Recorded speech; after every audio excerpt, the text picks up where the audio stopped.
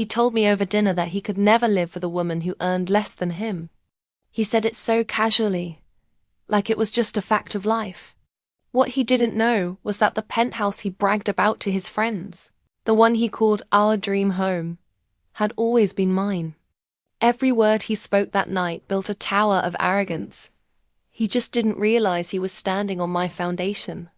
Hey everyone! Welcome back to the channel. If you're new here, don't forget to hit that subscribe button and turn on the notification bell so you never miss an incredible story like this one. Asterisk. The night Daniel told me he could never live with a woman who earned less than him. I smiled.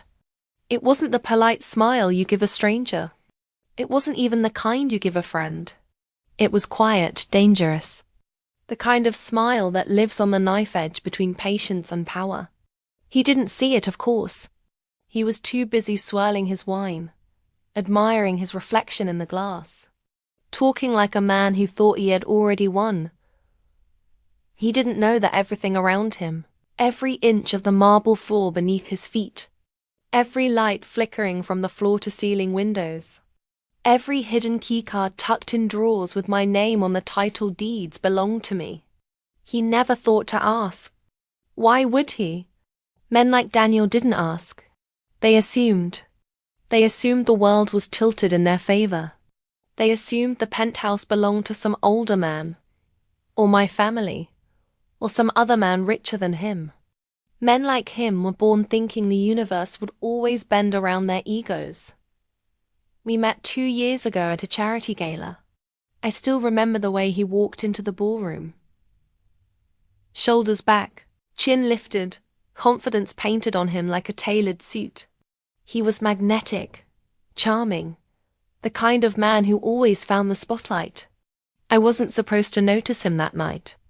I was supposed to leave early, after the speech, after shaking hands with investors who didn't know I was the one they'd signed contracts with. But when he caught my eye across the room, he gave me a smile that looked like a promise.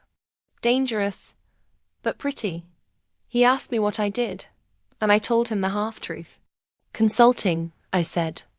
It was the kind of word people didn't question too much. It sat neatly on the tongue, suggested something respectable but vague. He never asked more. Men like Daniel rarely ask women more about their work. He leaned closer, smelling like expensive whiskey and self-assurance. Consulting, huh?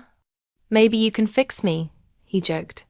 And I laughed, not because it was funny, but because in that moment, I could already see the threads of the story weaving around us. He liked the way people looked at him when he spoke. That much was clear from the beginning. Every date was a stage, every dinner a monologue. But he was attentive too, in the way ambitious men are when they think they've found someone worth impressing. He brought flowers. He opened doors. He talked about his plans, how he was going to make something of himself. I let him talk. I liked watching him build his little world, unaware he was already standing inside mine. When he first stepped into the penthouse, he stopped breathing for a second. I could tell. His hand brushed the edge of the marble counter like he was touching a dream. Wow, he said softly. This is incredible. I told him it belonged to a family friend. I didn't like lying, but I liked revealing things at my own pace. The truth, after all, is a weapon, and weapons work best when people don't see them coming. He started coming over more often after that. 1 night a week became 2, then 3. Then one morning, his toothbrush appeared in my bathroom. Then his suits in my closet. He moved in without ever asking, because people like Daniel don't ask, they occupy. I watched the way he changed in that space. At first, he walked around like a guest, touching things carefully. Then slowly, his footsteps grew louder. He started talking louder, inviting friends over without asking. They'd arrive in their polished shoes and shallow smiles, trailing expensive cologne and overcompensating laughter. And every time he'd do the same thing, gesture toward the skyline like it was his. You can't beat this view, he'd say, holding a glass of whiskey like he'd earned the right to narrate my home. When I first saw this place, I knew this is where I belong. His friends would whistle, murmur words like, power move, and I'd sit quietly on the couch, a shadow in my own house. He never mentioned that the lease didn't exist, that the paperwork had my name and mine alone. He never asked why I never complained about rent. He assumed I was a pretty accessory in an expensive world. It's funny. You can live with someone, share the same bed, the same air, and they'll still never see you. Not the real you. Just the version of you that flatters their reflection. Daniel was doing well at his job. Finance, of course. Men like him always work in finance. He started wearing more expensive watches, dropping names I'd only hear in boardrooms. He was proud of himself. I didn't mind that part. Ambition didn't scare me.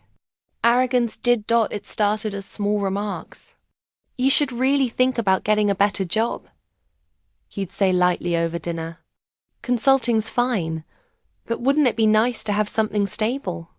I'd watch him cut his steak with the precision of a man who thought he was carving his future. I like what I do. I'd answer simply. He'd smile the way people smile when they think they're being generous. I'm just saying. I've got goals, babe. Big ones. And I can't carry someone else while I'm climbing.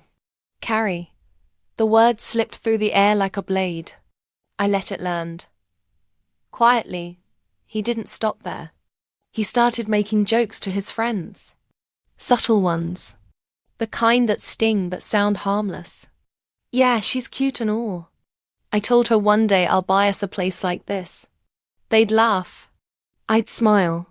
But in the silence after their laughter, something sharp was building inside me.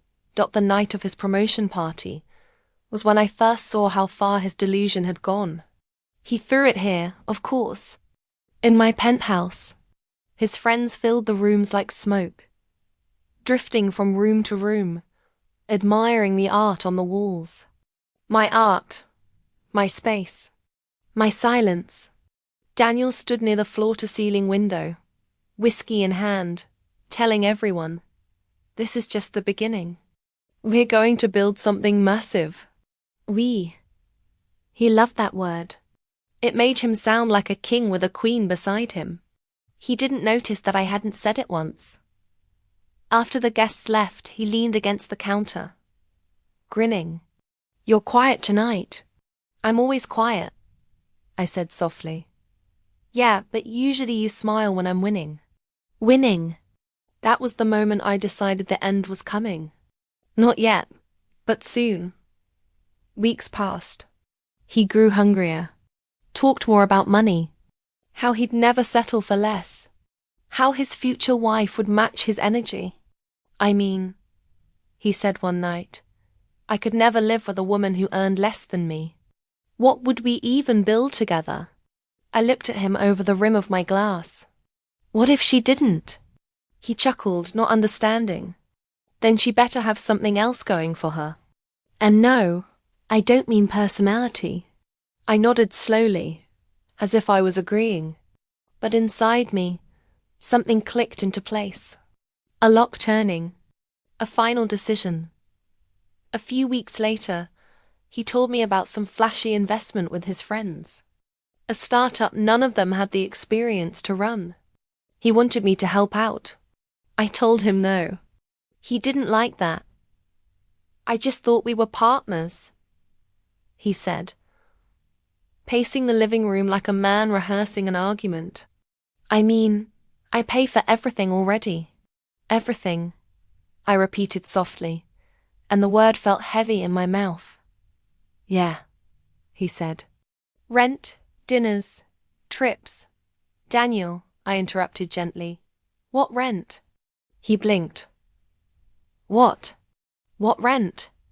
I said again. Slower this time. What exactly have you been paying for in this penthouse? He froze.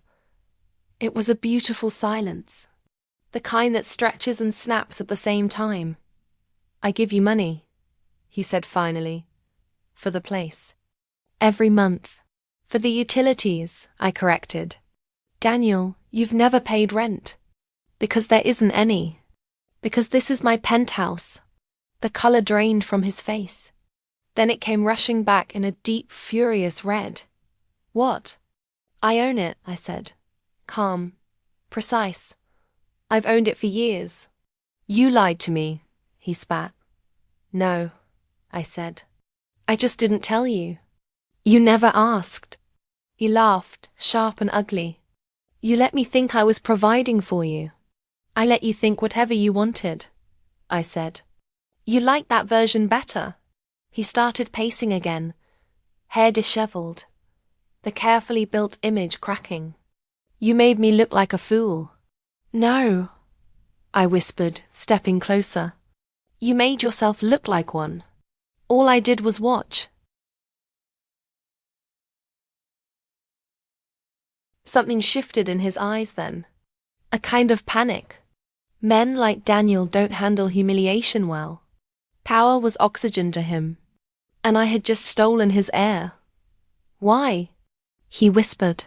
Why wouldn't you just tell me? Because, I said, tilting my head slightly, I wanted to see you. The real you. Not the man you pretended to be when you thought I needed you. He didn't speak. He couldn't. The silence was louder than any scream. That night he didn't sleep in the bed.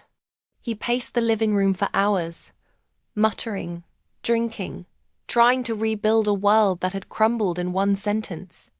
By morning, the mask was back on, cracked but holding. We can move past this, he said. I don't care about the money. But he did. Oh, he did.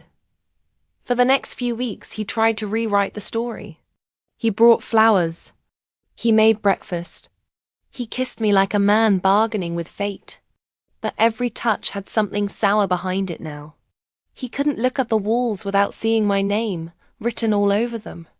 The power had shifted, and he couldn't stand it. One night, I came home late from a meeting and found him sitting in the dark, staring at the city. His voice was low when he spoke. Do you enjoy it? Enjoy what? Watching me fall. I didn't answer, because the truth was I didn't. Watching him unravel wasn't satisfying. It was just inevitable. He left a week later. Not with a bang, but with a whisper. Suitcases by the door. A final look. Something between pride and defeat. You could have told me, he said. And you could have valued me, I replied. The elevator doors closed on his reflection. The penthouse was silent after that. But it wasn't the empty kind of silence. It was clean. Light. The kind of silence that lets you breathe again. People like Daniel need someone to impress. I didn't. I had built a world before him. And I would build more after. And somewhere, in the quiet, I knew this wasn't the end of the story. Men like Daniel don't disappear. They circle back. They linger like shadows. They don't handle losing well. Weeks turned into months. One evening, as the sun bled gold across the skyline, my phone buzzed. A message from an unknown number. You never deserved me anyway. I laughed. A soft, quiet sound. He still thought it was about him. I poured myself a glass of champagne, leaned against the glass railing, and watched the city below. My city, my penthouse, my story. And for the first time in a long time, I wasn't performing for anyone.